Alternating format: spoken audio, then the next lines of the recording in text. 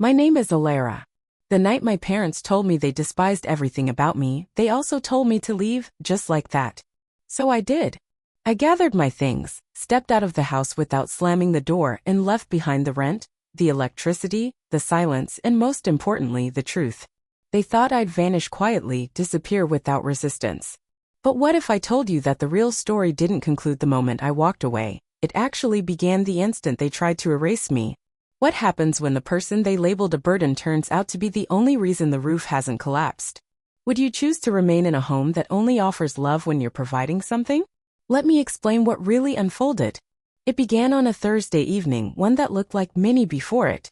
VA insisted we all sit together for dinner, clinging to this image of family unity like something out of a Norman Rockwell painting. But instead of a home-cooked meal, the table held greasy takeout containers. The air was stiff, weighed down by a silence thick enough to crush a conversation.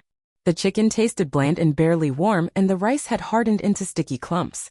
I was only a few bites in when I sensed her eyes on me, VA, motionless with her fork resting across her plate, lips tightened as if she were holding back something bitter. You know, she started, smoothing the corners of her napkin with exaggerated care, like the words needed extra room to stretch. We've been talking, your sister and I. Jenna didn't even glance up. She kept scooping rice steadily as if she hadn't just been given the floor. It's time we make some changes, VA continued. Your sister has been stepping up lately, helping more, showing real initiative. My stomach tightened. Not out of surprise, but because I knew exactly where this was heading. You've been floating along, Alara. Working from home. These freelance things, they're not reliable. Her lips curled into a smile, but it lacked any warmth. Maybe you should consider finding another arrangement. The fork I held paused midair. Another arrangement? Jenna finally added her voice, though her eyes stayed glued to her plate. It's just that, it's been a lot. You've been here a long time. And to be honest, you don't seem happy either. Maybe this would be better for everyone. Grant, as usual, remained mute. He rarely spoke when it counted. His silence always protected his comfort, never mine. The quiet that followed was louder than any argument. The kind of silence that makes your pulse drum inside your skull. I pay the rent, I said softly. Not to provoke, just to remind them of the facts. And the gas, the water, the internet. That's all me. VA waved her hand dismissively like she was swatting away an insect. We never asked you to. That landed harder than I expected. Of course not, I replied. You just always assumed someone else would step up. Like always. Her smile vanished. Her tone didn't rise, but it sliced just the same. You've always had an attitude, Alara. You walk around like you're the only one who ever made sacrifices. We never asked for applause, and yet you act like we owe you something. She snapped. And I pushed my plate away. I live here. I've kept this place from falling apart. You don't live here, VA shot back, her voice like acid. You haunt this house. Like a bitter little ghost, blaming everyone else for your own mediocrity. And that's when it happened. I hate everything about you, she said, her voice flat and cold as glass. Just leave. No shouting. No slam plates. Just 7 words that scraped 32 years of daughterhood clean from the bone. Jenna kept eating. Grant glanced at his watch, pretending it mattered. I stood there motionless, suspended between humiliation and something much colder, something heavier than sorrow. I didn't speak. I didn't throw their words back. That would have created a scene, and scenes are what they use to call you unstable, emotional, dramatic. So I stood up calmly and pushed my chair in. Then I walked upstairs. Each footstep echoed, and I imagined them listening, waiting for the slam of a door or the crack of a sob. But there was nothing. I had stopped shedding tears for them a long time ago. In my room, I closed the door quietly behind me. No drama. No final word. My hands moved automatically to the bottom drawer of my dresser. From it, I pulled a red file folder marked with my initials. Inside were all the receipts, leases, utility bills, internet payments. Everything in my name. Proof, not of kindness, but of presence. Evidence they had chosen to ignore. I didn't need to reread them. I already knew what they said. I sat on the edge of my bed with the folder resting on my lap. The walls were still the same. Beige. Lifeless. Not a single photo. No birthday cards. Not even a hook to hang a memory. None of that was by accident. There's a unique kind of heartbreak that comes when your presence is treated like clutter, even in a house you keep running. There's betrayal in watching people sleep under your roof while pretending they built it. I didn't weep. I didn't shout. I didn't plead. But there was a single sentence circling through my mind, relentless, final, a thought that had been waiting in silence for years to be born. They told me to leave. They have no idea what that will cost them. I stayed there, unmoving long after the drawer was shut. The file still lay on my lap, but my eyes had drifted far, lost somewhere between what had just been said and every time before it almost was. Eventually, I slid the folder beneath the bed and stood. Slowly, I turned to the closet. I wasn't planning to leave just yet. But something inside me had started to prepare. Not to offer explanations. Not to defend myself. But to finally stop pretending that staying had ever meant I belonged. I reached for the old duffel bag I used to keep for short weekend trips I never ended up taking. The zipper stuck a little, it hadn't been opened in years. I pulled the top drawer of my dresser and began with the small things. A few pairs of socks, some t-shirts, and a cardigan that still smelled faintly like lavender, the scent from a time I last felt at peace. And then I saw it, tucked beneath a wrinkled bus pass and a chipped souvenir keychain from a beach trip long forgotten. A folded piece of paper. It was in my own handwriting, slanted and small, written in blue ink. It said, "Happy birthday, Ellie." I had written it for myself when I was 12. That year, I pretended to be sick so I wouldn't have to go to school. I hadn't stayed home that day because I was sick. I stayed because I couldn't face being the only girl in homeroom without a celebration, no balloon tied to my chair, no name cheerfully read over the intercom. I curled up on the couch, listening for any hint that someone might remember what day it was. Maybe my mother would walk in and ask me what kind of cake I wanted. Maybe she'd call my name with a candle lit. But she never did. She passed by me 3 times that day, each time with the indifference of someone dodging furniture. Not once did she glance at the calendar, not once did she ask why I hadn't gone to school. That night, instead of recognition, I got reprimanded, scolded for forgetting to fold the laundry. When I had written that card to myself, I meant it as a hopeful gesture. A child's attempt to believe love might show up late. Now, holding it in my hand again, it felt more like a case file, early documentation of a truth I'd been dodging since childhood. Love in this house always came with conditions, and I'd never meet them. I slid the card into the duffel bag. Not because I felt sentimental, but because even grief deserves to be stored somewhere. The drawer beneath it held fewer illusions. Dust-covered medals, faded participation ribbons, school essays no one ever read. I shuffled through until my fingers landed on a thick piece of paper edged in gold. It looked untouched by time, my high school writing award. First place. Regional level. I had been 15. I remembered the auditorium stage, the harsh lights blinding me to the crowd, the applause ringing in my ears. My teacher had embraced me. My name had echoed through the microphone. But my parents weren't there. That night, I laid the certificate on the kitchen table like a quiet offering. I even folded a napkin next to it, just in case someone felt compelled to celebrate. They didn't. Jenna barely glanced at it before shrugging. My calculus test was harder than that, she said. We don't throw parties for every homework assignment. So I took it back to my room. Never framed it. Never brought it up again. Now, as I held it once more, I didn't feel anger. Just weariness. A kind of emotional fatigue that comes from years of trying to be visible in a place that only values what it can quantify. Jenna always ticked the boxes: math awards, reliable job, calm demeanor. I was the sharp edge that didn't fit the mold, no matter how many years I spent contorting myself into it. I folded the certificate and placed it beside the birthday card. Outside, the light had changed. The house had slipped into that peculiar stillness it always reached after 9 o'clock, dishes cleaned, TV murmuring in the background, no one knocking, no one asking. I sat again on the edge of the bed. The duffel was halfway full, though nothing truly vital was in it yet. No laptop, no books, just clothes, papers, and memory. Still, the air felt lighter than it had in years. I looked around at the bare walls. Not a single photo. No schedules pinned, no hooks. They had always stayed that way. Because you don't decorate a space you know might betray you. My hand drifted over the nightstand, wiping away a thin film of dust. There was nothing here with my name on it, not on the mailbox, not in the family albums, not even in their prayers at dinner. Bless this house. Bless our daughters. Daughters plural. I suppose that made me invisible by default. But here I was quietly packing up my life from a home I had paid for, not invisible anymore. Just finished. I zipped the bag halfway, letting the frayed handle dangle from my fingers. Somewhere below, a spoon clinked against a bowl. Likely Grant, eating cereal like the last hour hadn't happened. I stayed still, staring at the ceiling, caught between the sharpness of release and the dull ache of being unheard for too long. My thoughts slipped backward, uninvited, to when I was 19, a moment I once mistook for doing something right. It had been a Saturday. I had just locked up Cafe Indigo, still wearing my apron, its hem smudged with old coffee stains.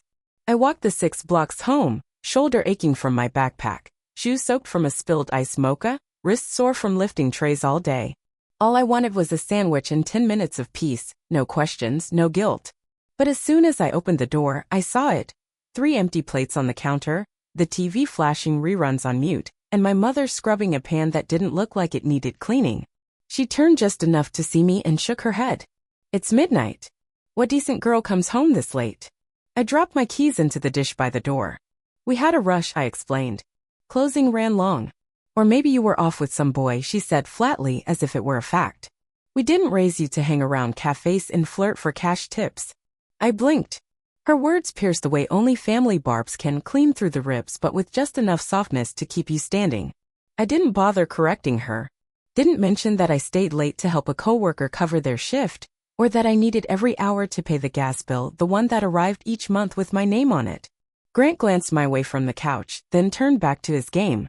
Jenna peeked over her phone, smirked, then went back to scrolling. That night, I didn't go to bed hungry because there was no food. I went hungry because I couldn't swallow the way they talked to me. 2 months later, a white envelope arrived. Crisp. Elegant. A gold-embossed return address. University of Oregon, Creative Writing Department. I had been accepted. Partial scholarship. A real opportunity. I opened it in my room, sat on the floor because my hands were shaking so hard I couldn't keep standing. I read it twice, breathing slowly to keep from crying. When I finally showed her, she looked over the letter like it was a receipt for groceries she hadn't agreed to buy. "And who's going to take your father to his checkups? Who's going to pay the cable while you're out chasing poems?" she asked, waving the letter like it was an inconvenience. Jenna chimed in from the hallway. "If anyone deserves to leave first, it's me. But I stay for them." Them. As if I wasn't part of the them. As if I was a footnote, an interruption. I folded the letter quietly and slipped it into the same drawer as my writing certificate. It joined the growing archive of nearlys, maybes, and not quites I had been accumulating since I was 12. Now as I packed, I found the envelope again. The paper still smooth. The seal unbroken beyond that first night. I didn't cry this time either. I placed it beside my books. Not because I still hoped to use it, but because it was part of my story, not the kind you display, but the kind you keep to remember who you were before your narrative got revised by others. The room was almost packed now. I sat once more on the edge of the bed, shoes off, light dimmed. Warm air filled the stillness. Downstairs I could hear her voice, sharp, practiced, cutting through the quiet like it always did. She was probably telling someone how difficult I was. "You know how Alara is," I imagined her saying. "She just takes and never once thinks about what we've done for her." What they'd done, I realized, was ensure that I never felt secure enough to imagine a future with me in it.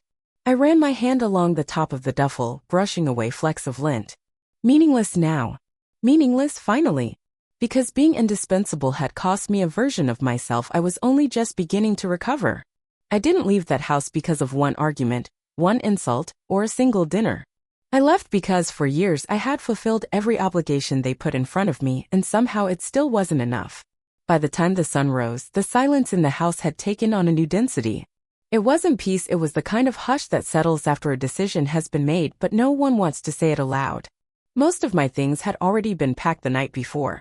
I had zipped the duffel and slid it back beneath the bed untouched. Because leaving wasn't about the motion of walking away. It was about finally being done justifying why I had stayed for so long. I heard her voice from the kitchen around 8 o'clock. No whispering, no discretion. Just sharp words tossed casually into the air. "She just sits around typing all day," she said flatly. "Doesn't cook, doesn't clean. What is she even contributing at this point?" Jenna answered like she was commenting on the weather. "I've been thinking the same thing. Maybe it's time I started taking over the bills, at least then someone responsible will be involved." I stood still in the hallway for a beat, then turned and walked straight into the kitchen. Without saying anything, I opened the drawer next to the sink and pulled out 3 thick envelopes, each one stamped, dated, and neatly sealed. I placed them on the table between her mug and that half-eaten banana she always forgot about. "Electricity. Gas. Internet," I said, steady and quiet. "All in my name. All paid. Every single month." I didn't touch her coffee. Jenna raised her eyebrows but said nothing. I'm not just sitting around, I added, voice calm but firm. I've been working. From home. Covering what no one else even realizes needs to be done. There was a sharpness to my voice that didn't need volume. Jenna let out an uncomfortable laugh. We just assumed Dad was still handling that. Grant stood by the toaster, eyes trained on nothing, ears pretending not to hear. I didn't wait for anyone to respond. I turned and went back to my room, didn't slam the door. I didn't need to. Later that afternoon, I sat scanning documents. Rent transfers, maintenance expenses, receipts from when I personally handled roof repairs last spring after the leak. Hours I'd spent on hold with contractors, bills paid in full, no one thanked me. No one even asked. But that was the expectation, wasn't it? To be invisible, to be efficient, to be erased. I slid the stack into the drawer with the Oregon letter and pulled out a small flash drive from my desk. I labeled it contingency and backed up every file. If they wanted to pretend I was the problem, they'd have to do it while ignoring a paper trail that contradicted them line by line. I didn't confront her again after that morning. Or Jenna. Instead, I watched them float through the house as if I had evaporated. Like my voice at breakfast hadn't rung down the hallway. The day passed in a slow, suspended way, neither fast nor dragging. Just waiting. That evening I wandered into the kitchen to grab a glass of water. She looked up from her crossword and without hesitation said, "Could you get groceries tomorrow? Milk, eggs, that gluten-free cereal your sister likes." I nodded. I didn't protest. But I didn't forget either. That night, I opened a blank spreadsheet and began listing everything. Gas. Internet. Water. Home repairs. I matched each line to my bank statements, scanned receipts, and filed proof. I wouldn't let them rewrite my contributions into a footnote again. My room transformed into more than just a place to sleep. It became my archive. Every unnoticed bill, every thankless task, every time I kept things running while someone else took credit, I documented it all. And strangely, it didn't feel like revenge. It felt like clarity. Truth finally recorded in data instead of buried in silence. It wasn't the first time they'd erased me. Last year, when she had a minor surgery, just a routine outpatient procedure, I was the one who took her to the hospital. I drove her there before sunrise, sat alone in the hallway for 5 long hours, picked up her prescriptions, made sure she had soup at home, and helped her up the stairs without being asked. Weeks later, a hospital satisfaction survey arrived in the mail. It was addressed to Jenna. When I brought it up, she shrugged. "You were only there because Jenna had to work," she said. "She's the one who really takes care of things." I didn't argue. But I started saving receipts after that. Not because I needed the money, but because I needed the memory. A record. Something to hold up when they tried, yet again, to vanish me. In the present, I sat cross-legged on the floor. Laptop open. Papers sorted into neat piles around me. The weight I carried wasn't just in dollars, it was in silence. In being the one who fixed what broke, who filled in every crack without leaving behind fingerprints. The one they called dramatic, forever asking to be seen. If they wanted to keep painting me as selfish, excessive, insufficient, they'd have to do it while staring at a spreadsheet that told another version of the truth. I leaned back, stretched my spine, and glanced at the door. "I don't want to fight," I murmured into the quiet. But I'm not walking away with nothing either. Dinner that night started in a kind of quiet that didn't feel awkward, only calculated, like everyone had rehearsed their lines. She set out her usual mismatched dishes like we were expecting royalty, not just Diana and Franklin from next door. They were the kind of neighbors who waved too enthusiastically, asked too many questions, and somehow always got invited over. But she liked them. They affirmed her stories. I took my place at the far end of the table, not close enough to join in, just close enough to be watched. Small talk floated across the table like warm air escaping the oven. The conversation that night had drifted to the usual filler, the weather, traffic updates, some story about Franklin's cousin's dog having surgery in Reno. I nodded politely, smiled once, played my role. And then came the question. Diana, in her ever-chipper tone, turned to me. "So, Alara, what is it you do these days?" Before I could answer, VA jumped in with a dismissive grin. "She works from home."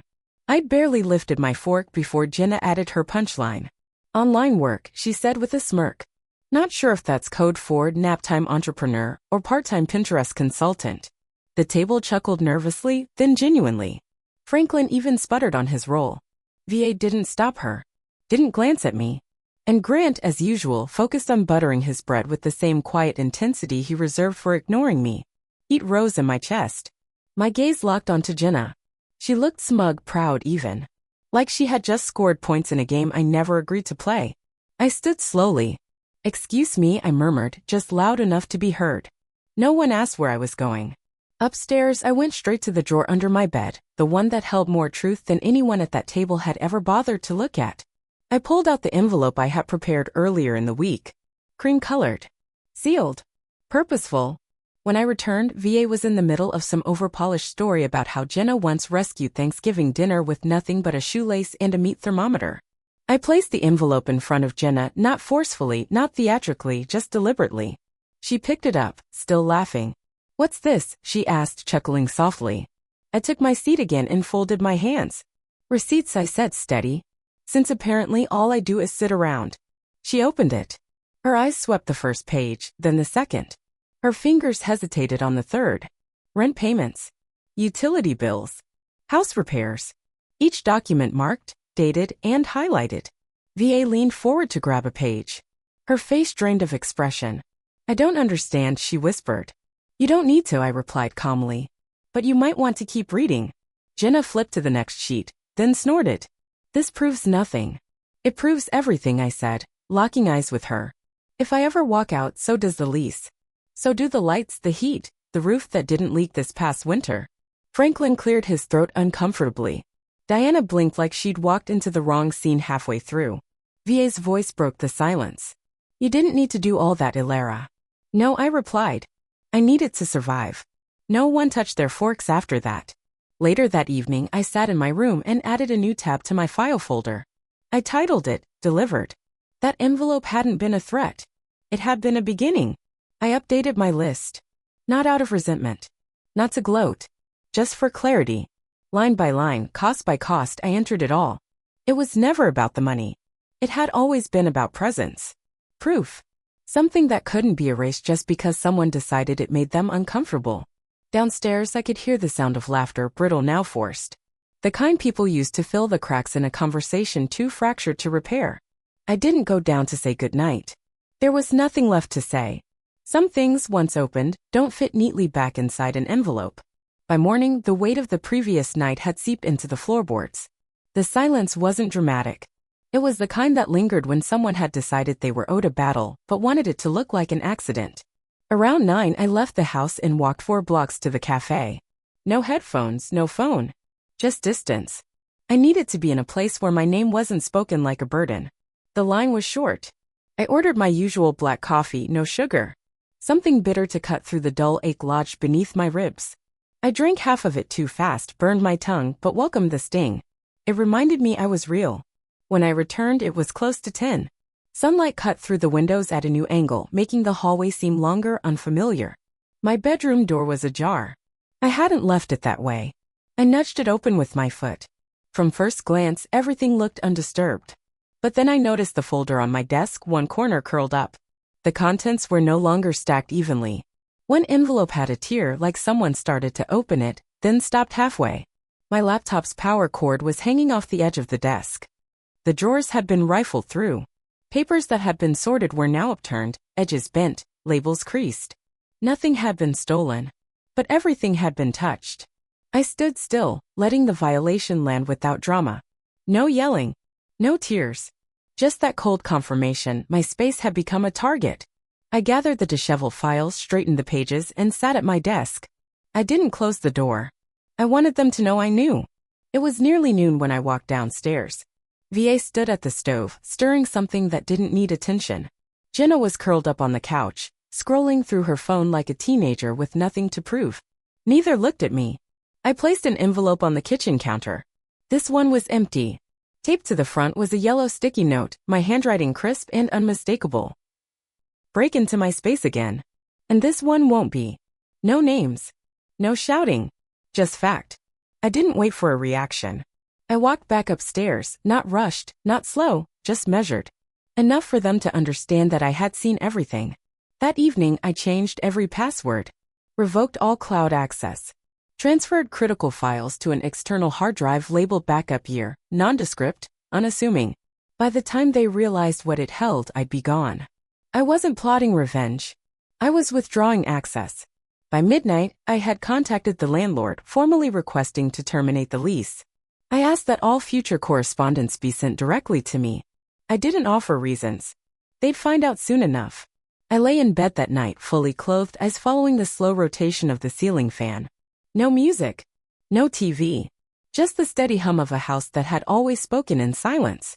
Thick air. Unspoken rules. Entitlement dressed as tradition. This wasn't fear. It wasn't surrender. It was calculation. Because you cannot live among people who treat your boundaries like betrayal. You can't defend your space when the people closest to you treat your privacy like a challenge to conquer. So instead you strategize. You prepare. And then one day you disappear, not out of weakness, but because you finally understand that they no longer deserve access to you. They hadn't knocked on my door once that day, and I was grateful for it. The first clue came with the flickering of the kitchen light. Then the toaster clicked uselessly. A few minutes later, I heard the frustrated beeping of the microwave, followed by muttering that floated all the way upstairs. I didn't flinch. I stayed seated at my desk, calm, unbothered. I'd submitted the utility cancellations 3 days earlier. Power. Internet. Lease termination. Each in its own folder, every end date confirmed. They'd spent years calling me a ghost. Fine. I'd vanish on my own terms, one disconnected circuit at a time. Downstairs, I heard the sharp rhythm of heels against tile as she stomped between appliances. Grant, no doubt, was in his recliner, playing dumb while waiting for someone else to fix it all. Why is nothing working? She snapped. Jenna responded from the living room. My phone won't connect to the Wi-Fi. Is it down or something? But no one called my name. That silence hit harder than any accusation. I braced for blame. Instead, I got indifference wearing the mask of confusion. Then came the mail. I heard the flap click shut, followed by a muffled curse from Corinne, low, tense, the kind she used when trying to sound composed. I imagined her tearing open the landlord's envelope, skimming the words pending termination, her cheeks paling beneath carefully applied makeup. She thinks we can't survive without her, she hissed, not knowing I was listening. Watch us. That afternoon, the performance began. I was sitting on the floor sorting receipts again when my phone buzzed, one notification, then several more. Facebook? The post wasn't direct, but it didn't need to be. It read, "Some daughters forget where they come from. Forget who stayed up sewing Halloween costumes, who worked overtime for school shoes. We gave her everything and now she leaves us in the dark." There it was, a dimly lit photo of the kitchen, candles flickering on the counter beside 2 mugs, perfectly arranged. Staged like a scene from a heartbreak film. And it worked. The comments rolled in. No child should treat their parents like this. Heartbreaking. Kids these days. You deserve better. God sees you. Then Jenna shared it, captioned, "We don't deserve this." But maybe that's the lesson. The hearts and thumbs up came fast. No names, but they weren't needed. Everyone who knew our family, neighbors, distant relatives, church friends understood exactly who they were targeting. It was permission for judgment, veiled in grief. I didn't reply. I didn't call them out. I didn't even text Jenna. Instead, I went for a walk. Just around the block. I let the air cool the burn in my chest and imagined every possible way I could react. Smashing my phone, crying into someone's shoulder, screaming in frustration. Then I went home, boiled water for tea, and opened my laptop. I created a new folder labeled Public. Inside, I placed everything. Screenshots of rent transfers. Emails confirming payments. Voice memos, not fights, just requests. Can you pay the water bill before they shut it off? Jenna asking me to cover groceries just this once. Grant saying the girls handle things now. And then a short audio clip I'd forgotten about. VA's voice from just a week earlier, cold and unmistakable. You think paying a few bills gives you control? Get over yourself. I didn't edit anything. I added no captions, no embellishments. I called the page context and quietly posted the link under the candlelit kitchen photo. No hashtags. No punctuation screaming for validation. Just one quiet line. You asked me to leave. I left. Here's why. Then I closed the laptop. I wasn't seeking sympathy. I didn't need applause. I simply refused to let their narrative define me anymore. The truth didn't need to shout. It only needed to exist. I didn't refresh the page. I didn't track the likes or read the comments. I didn't replay the audio. I already knew every word. Instead, I made tea. The microwave still blinked 12:44 ever since I'd unplugged it. I poured the water and watched the dark amber swirl into the cup. Behind me, my laptop screen glowed faintly in the dim light of the room. By morning, the kettle was still sitting on the stove untouched. My phone buzzed relentlessly, vibrating across the counter like it was trying to escape the truth. I flipped it over. The post had caught fire. At 6 in the morning, a college acquaintance messaged me. "Was that really you? I'm so sorry you had to go through all that." Then a former co-worker from the cafe. "Just saw what you posted. You were always the quiet one." They must have mistaken silence for surrender. And then the email that made me pause. It was from the landlord. Clear. Direct. He had seen the post. He understood now. He confirmed all official records would be updated to list me, and only me, as the rightful tenant. And if needed, he would handle the eviction personally. That one sentence? A full breath I hadn't known I'd been holding. Meanwhile, back at the Hartwell house, things were falling apart. But not because of me. And certainly not by my hand. It wasn't sabotage that unraveled everything. Just gravity finally catching up to the weight they had always refused to carry. By morning, Corinne had over 200 unread notifications. Her Facebook page, once filled with church invites and humble brag recipes, was now a battlefield of comments she couldn't curate. And they didn't hold back. "Are you serious? You threw your daughter out and played the victim? Ma'am, this is embarrassing." Jenna deleted her repost within the hour. Grant? Logged off completely. Not that he'd ever been much more than a passive scroller. Later that day, I received a message from a cousin on my father's side. I always knew something was off. Aunt Corinne's version never quite made sense. I didn't respond. That had never been the point. This wasn't about arguing. It wasn't revenge. It wasn't vindication. It was clarity, finally spoken in a space where truth had been silenced too long. The audio clip was only 12 seconds. Corinne's voice, clear and emotionless. "I hate everything about you. Leave." No edits. No filters. Just her own words preserved permanent. She tried to fight back, posting a wordy rebuttal about the dangers of online storytelling and not believing everything you hear. But it drowned before it ever surfaced. By then, the internet had done something I never could. It held up a mirror. That evening, I walked down to the corner bodega for a sandwich. On the way back, a stranger passed me and gave a slight nod, nothing grand, just a quiet gesture of recognition. As if to say I saw. I understand. That night, I slept better than I had in weeks. A few days later, an invitation landed in my inbox, a podcast about adult estrangement and family trauma. I hesitated. I didn't want to become someone's cautionary tale, another tragic testimonial.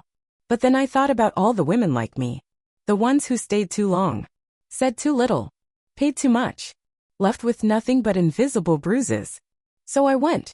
The studio was tucked behind a bookshop, warm, worn, filled with the scent of paper and old coffee. The host welcomed me with a hug and handed me a tea I hadn't requested. Earl Grey. Almond milk. Somehow she got it right. We didn't hit record immediately. She let me breathe. Settle in. When we finally began, her first question was soft but direct. "Why didn't you fight harder to be loved?" I didn't hesitate. "Because not every fight is worth the bruise," I said. "And some people only know how to love you as long as you stay shaped the way they need." I stepped outside that shape. They didn't follow. She nodded, slow and quiet. I told my story, not to rewrite history but to anchor myself in it.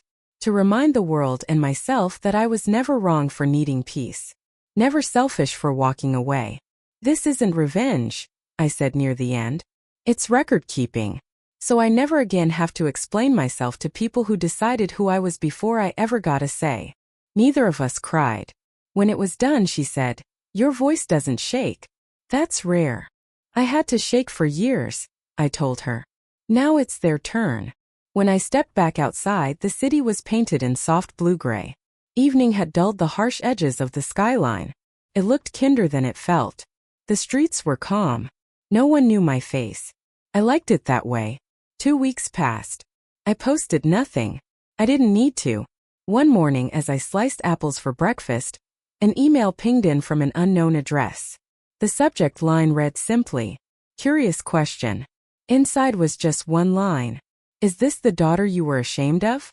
No name. No signature. No follow-up. I didn't write back. But I didn't delete it either. I dragged it into a folder labeled affirmation, next to screenshots of thank you notes and one line I'd copied from a comment that still echoed, "Your silence was strength." They mistook it for guilt. Meanwhile, The house I once paid to keep standing had gone quiet in ways I never expected. Jenna packed everything into boxes alone. No shouting. Just the rip of tape, the rustle of old towels wrapped around fragile things. They sold the house quickly. Below market. Maybe from pressure. Maybe from shame. Probably both. Grant moved into a senior co-op. Slipping into obscurity. Into a place where no one asked what he used to overlook. The neighbors didn't gossip. Not out loud. But they pulled back. A few church women quietly unfriended Corinne. She wasn't exiled. Just uninvited. No one spoke my name. But when they glanced at the house, I saw it written on their faces.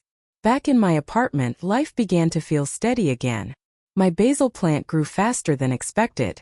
I started each morning tending to the small patch of herbs on my tiny balcony. Tea in hand. Peace slowly blooming where the noise used to live. One afternoon, an email came from Aunt Elaine, my mother's older sister. We hadn't spoken in nearly 10 years. Her message read, "I saw what happened.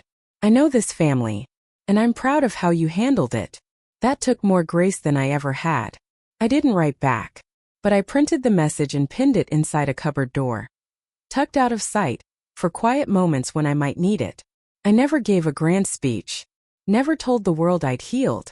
Some days I still felt like a splinter sharp buried sensitive. But I stopped apologizing for existing.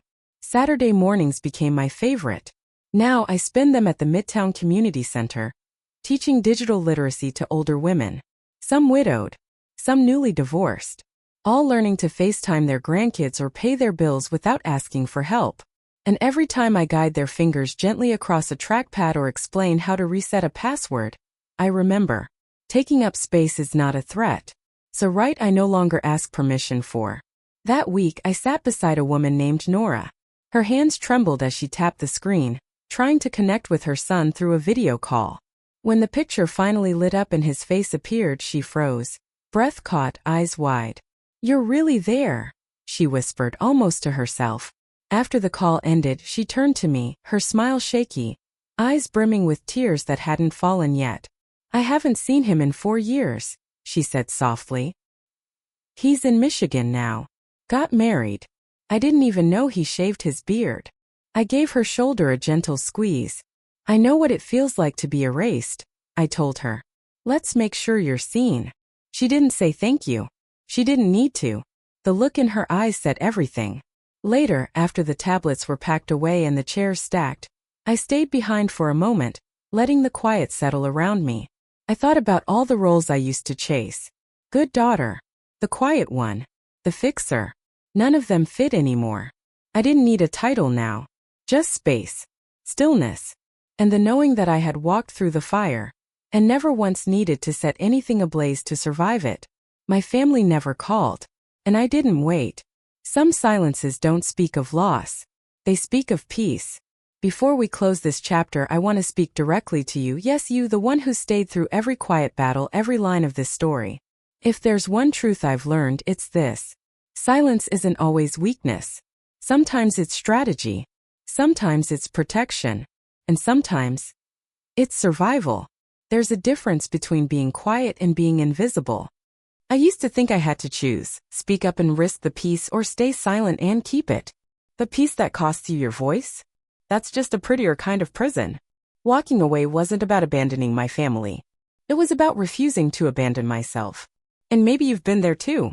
Maybe someone told you were too much. Or not enough. Maybe you had to summon the courage to leave a place or people who stopped seeing you long ago. If any of that sounds familiar, then I think you already understand. So let me ask you something. Have you ever stayed too long in a place that stopped feeling like home? Do you believe loyalty should have limits? And if you've ever walked away, not loudly, not vengefully, just quietly, how did you find the strength? I'd love to hear your story. Share it in the comments, even if it's just a word, a symbol, an emoji.